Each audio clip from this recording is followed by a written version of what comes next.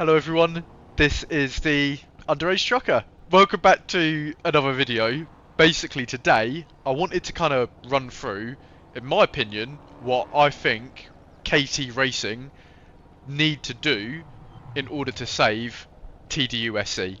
Now before I do kind of get into those points, I just wanted to say really quickly, just a little thank you to all of you lot who are watching this video because, you know, the other videos that I've made recently, you know, especially on TDU, have got like, you know, 5, 6, even one of them's got like 900 views at the time of making this video, and, you know, that was way more than what I was expecting. I was expecting like 8 of you to watch these videos. So yeah, I just really appreciate the kind of response that I've been getting on these videos so far. So, you know, yeah, thank you so much for that. Anyway, back into the video.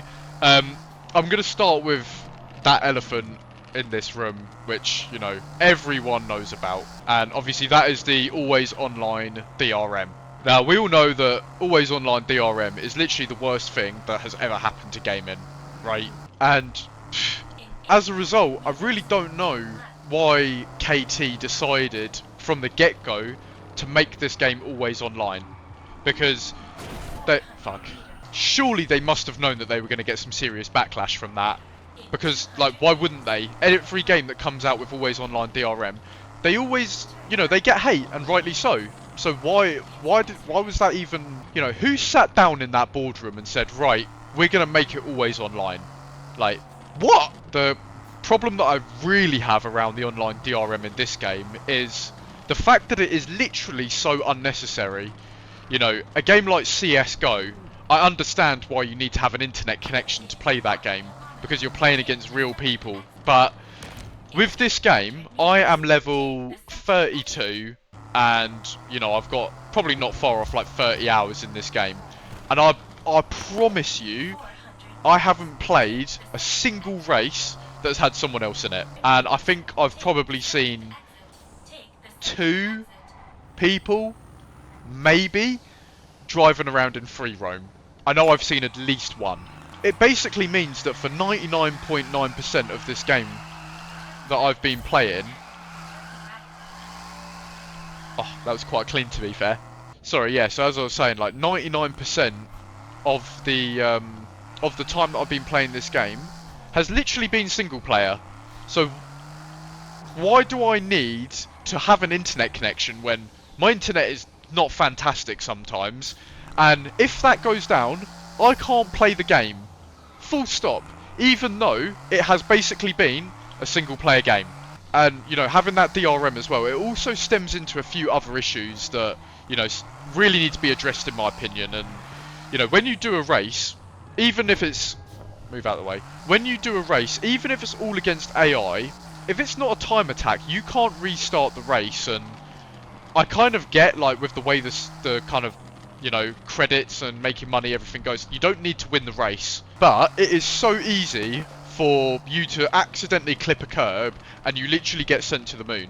And, you know, you've done that like 80% of the way into a race, and if you then ruin your race, you can't restart. You have to exit the race, go back into free roam, restart the race, redo all your car setup and everything like that, wait for the loading screen, wait for the countdown, and then you can start the race again. And, you know, that's just so unnecessary. Again, I understand that you can't do that if there is another person, a real person, in that race. This is exactly what I mean. But yeah, obviously I totally understand it. If there's someone else in the race, then obviously you can't restart it. But when it's just AI, like, come on, this is 2024, like, you can make a game have the option to restart if there's no other people in it. Anyway, moving on from the DRM because it's just going to get me angry. That was it. While I was on talking about the races as well, something needs to be done about the AI. You know, either they need to be nerfed, or their difficulty needs to be controllable, because, you know, once you get past basically sports cars and, you know, you start racing, you know, like the R8s, the SLSs, this sort of stuff, basically all the races that you do, they're all on expert mode. And generally, and I'm sure most people would agree with me on this, what happens on expert mode is there are 1 or 2 people that as soon as the race starts, they literally just fuck off. You know, the race starts, and there's no way you can keep up with that, and it means that for a lot of the races, you just know from the start, you don't even want to win, because you know it's impossible. You just, at best, maybe you want a podium. I don't know, it really kind of just makes the racing, like the racing's still enjoyable, don't get me wrong, but, you know, why don't you just have the AI difficulty controllable? People have different skill levels. Some people are really good and, you know, they can blast the experts, but some people are very casual gamers and maybe they want to play it quite easy. When did it become a dictatorship? Other than that though, I will say, I mean, I think the racing's pretty solid. But obviously, this game has been built as a racing game, so, you know, they need to get that bit 10-10.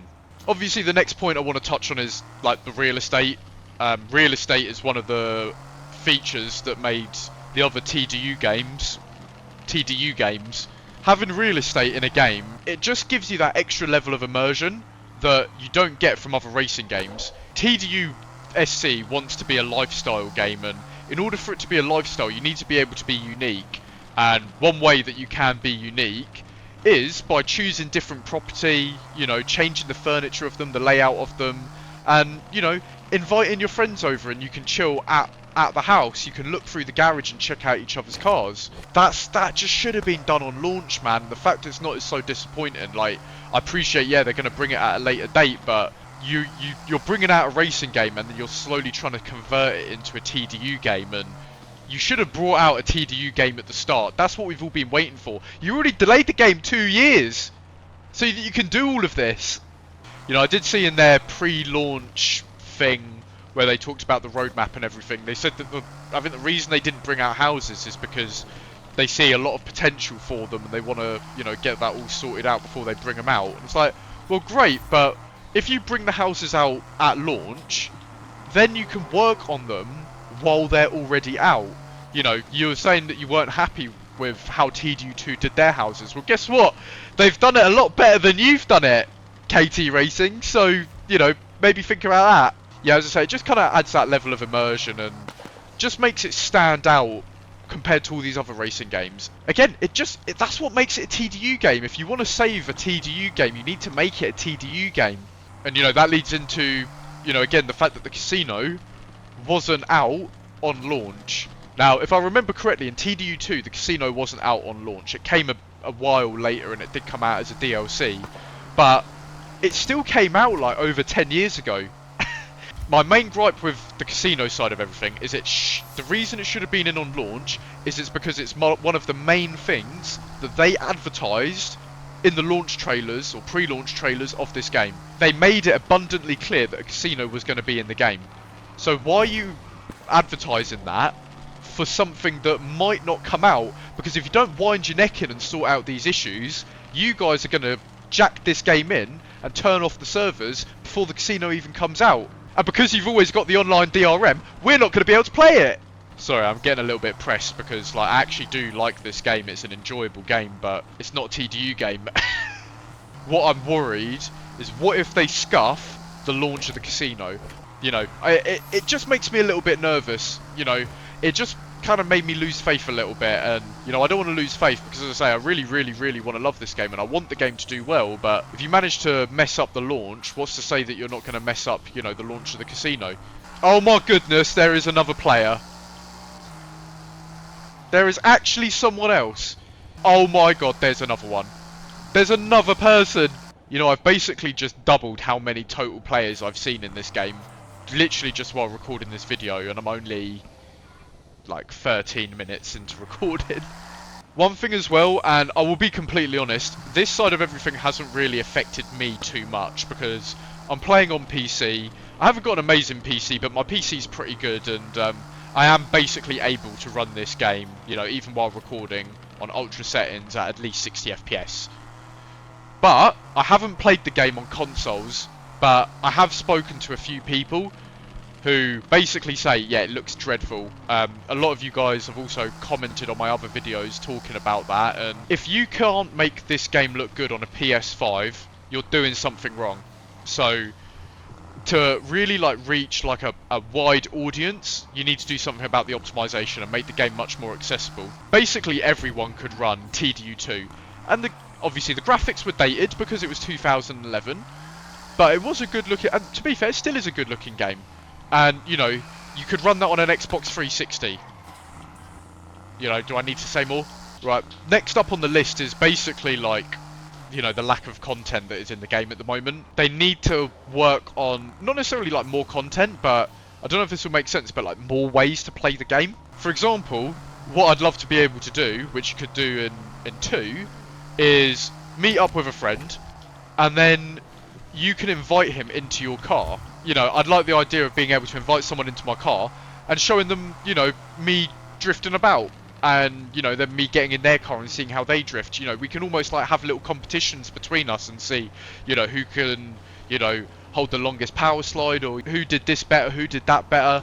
You know, it's just a little bit of fun, you know, that's the point of a game. Maybe even, and, you know, don't quote me on this, I don't know whether or not, like, I was just dreaming this, but it might have been in the first one and maybe not the second one. But I feel like I remember, and if not, you know, add this in KT Racing because I think it's a good idea.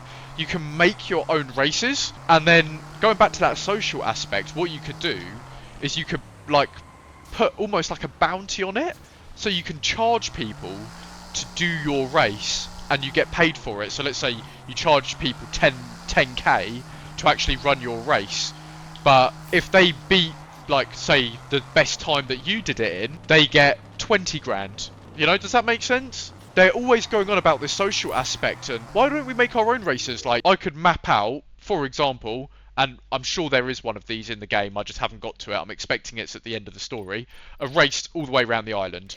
And let's say I can bang it out in an hour, and you know, I could put a bet on there for like 500,000, and people have to pay 500,000 to do that race. If they beat me, 500k comes out of my account, and if I beat them, I get their 500k. What a banging idea! Also, obviously, like the classic delivery missions and that sort of thing, where you can go and drive someone else's car, and you know, you have to not damage it, and the more you damage it, the less money you get for doing the drive. You know, all of that sort of thing. They just need to add more things to do than just racing, because at the moment it's just a racing game.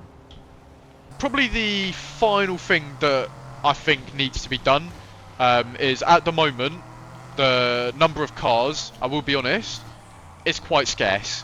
There's really not that many. There's like, what, 60 or 70 maybe. 60 or 70 cars sounds like quite a lot, but to be honest, it's really not. Every car that I look at potentially buying, I've already seen like multiple YouTube videos of someone using that car. I don't feel like there's enough variety to make the car that you've got feel special enough, because you know that everyone else has it, because it's like the only good option of car in that class. Now, I'm not saying that we need, like, you know, 1,000 cars or anything like that, but actually, you know what? I'll give you an example. Let me just pop into this German dealership real quick. Okay, right, so I'm in the German dealership, and I'm going to count how many unique German performance cars are currently here. So we've got a AMG GT, that's 1, a CL65, that's 2, an Audi R8, another Audi R8. Is this a Taycan? Yep. So that's 1, 2, 3, 4. Another R8. Another Taycan. A 911, and there's a 918 over there. So we've got 6 cars. 6 German cars in the German performance bit. And I know there is another dealership for German cars, which have like the M4 and the i8, and so on. But I'm sorry, 6 German performance sports cars is not acceptable. I'm a very, you know, I love German cars. You know, I have a BMW myself, and there's only 2 BMWs in the game. There's an M4 and an i8, and I'm going to be honest, it's just not really acceptable. As I said, I think there needs to be enough cars that, you know, if you buy a car, unless it's obviously like a meta car, you know, for the most part, you know, a lot of the cars that you'll own will be fairly unique, and you're not going to see a lot of other people driving them. I don't know, bro, like, they just need to add more cars. They really do. It doesn't feel special enough buying a premium car yet. And in addition to this, and I have seen a lot of people complaining about accidentally buying cars, you cannot sell cars at the moment. And I think that's a massive error, because one thing that's nice is, I can nearly afford the next car. I could part exchange this existing car, but how badly do I need it? And you can weigh up whether or not it's worth ditching some of your other cars to get this new car. And again, it makes the cars that you have more special, because you've had to make a conscious effort to continue to own those cars. How it is now, you buy the car and then that's it, you've got it forever. If you regret it, that's tough. If you can sell them, it makes your, kind of collection of cars way more tailored to you, because you're only owning cars that you want to own at that time. Whew, that was quite a few points there, so I think I'll probably leave it there for now. I mean, mainly just a DRM to be honest, but I really do think that if they can kind of fine tune those details that I've mentioned in a reasonable time frame, KT Racing, if they can manage to fine tune those, that would really kind of bring back that TDU DNA, at least a decent amount. And I think what it would do is save this game from going under, because honestly, although I like the game as a game, I don't like it as a TDU game, but as a game I do like it. If they keep it how it is and they don't listen to the community like they haven't been, I give it 18 months. And I don't want this game to go under. I've been waiting forever. Like, when they first announced that the game was coming out and they had that, like, 10-second teaser preview of, like, the corner of a car, I was looking at that like, oh my god, it's going to happen. No way. And, this is what we're left with. It's not a bad game, but it's not a TDU game. So, yeah, again, it'll be interesting to know what you guys think about all of this. I'm sure some of you will disagree, some of you will agree, and that's exactly why I make these videos. It's not to tell you what's right or wrong, it's just my opinion, and let's be honest, my opinion means very little to, well, basically everyone watching this, right? So, yeah, it's just my opinion, but I really like hearing what you guys think as well, so please keep leaving comments. I'll keep replying to, all of them that I can. And yeah, next video I'm getting quite close to being able to afford a car that I do really want, so I'll probably make kind of a video on the kind of actual buying experience of a car and kind of just seeing how that rolls as well. Other than that, peace out.